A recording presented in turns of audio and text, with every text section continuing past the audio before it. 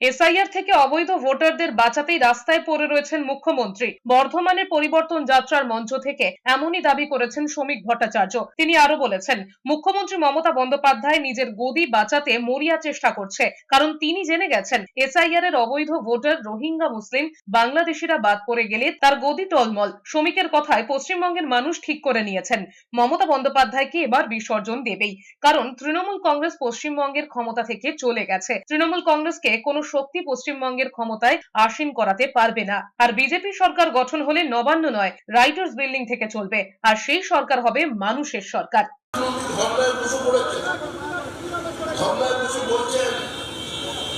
আমি যেতে পারি, কিন্তু কেন যাব? আমি এখানে থাকবো আপনাদের মাঝখানে। মুখ্যমন্ত্রীর এজেন্ডা অত্যন্ত পরিষ্কার, বাংলাদেশি থাকবে, রোহিঙ্গার ভোটার লিস্টে থাকবে, যারা মারা গেছেন পৃথিবীর মায়াবাটি ওপরে চলে গেছেন, মুখ্যমন্ত্রী তাদেরও ভোটার লিস্টে